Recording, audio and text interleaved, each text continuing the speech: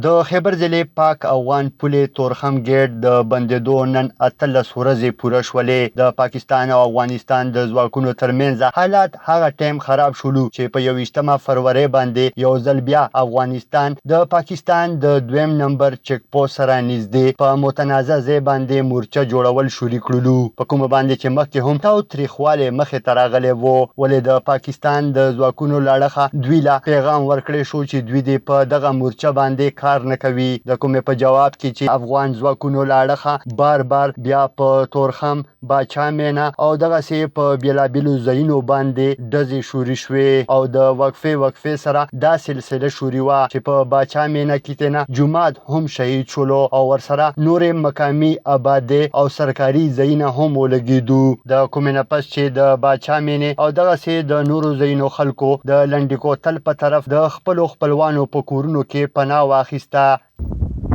نوم کیسر خان دی، د باچا مینې تورخم اوسېدونکی یم. کور مو په 0 پوینټ باندې ده. پخوانی د پولټیکلي جومات دی، لګېدلی دی، کورو ټماټر رالوېدلي دي، حالات خراب دي، د روزګار بند دی، ژوند نشته دی، کله یځي کې شپه، کله یار دوست سره، کله چرته. صابر نوم دی او د باچا مینې اوسېدونکي. غټه ټول نه غټه ستونزه دا ده چې بچیم په پردو ځایو کې پراته دي او موږ هم پراته یو،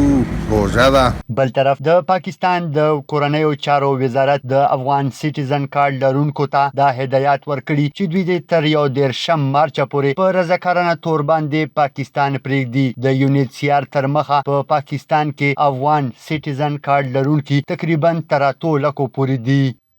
امانو ما اسلنګل مو د تیرو او تلسو کولونه چې دي د مختلفو میډیا ادارو سره چې دی هغه کور کوم سټیزن کارت لرونکي کم افغانان په پاکستان کې میشتي، نو غیله چې دی د 31 مارچ ورکړی دی، خو دغه نه مخکې چې کم په غیر قانوني توګه باندې میشته افغان مهاجرین نو هغه اسلام آباد او د پنډې نه چې دی په سمدستي توګه د تلو اطلاع ورکړل شوې ده. او دغه شونته اوس چې کوم ماشومان په سکولونو کې دي یا په کالجونو یا یونیورسيټو کې دي افغان ناغیله هم چې دی وینا شوې ده چې دوی د 31 مارچ پورې چې دی خپل کارونه یا خپل چې دی هغه غونډ کی دغه شونته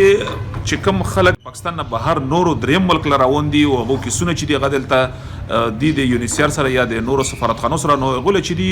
30 جون مدت ورکړل شو چې تغییر پر د خپل کارونه چې دی هغه غونډ کی. په تورخم پوله باندې د 2 ورځو نه خو ډزې ولاړې دي او د دوانو ملکونو د مشرانو او تاجرانو یو جرګه هم روانه ده، کومو چې د دوانو ملکونو د اعلی چارواکو سره لیدل کتل کړي دي او تاجران او مشران د دې امید څرګندونه هم کوي چې کېدای شي د مذاکراتو کامیابېدو نه پس تورخم ګیټ کولاو کړی شي. محمد الله خان افریدي، سنو پښتونخوا، خیبر.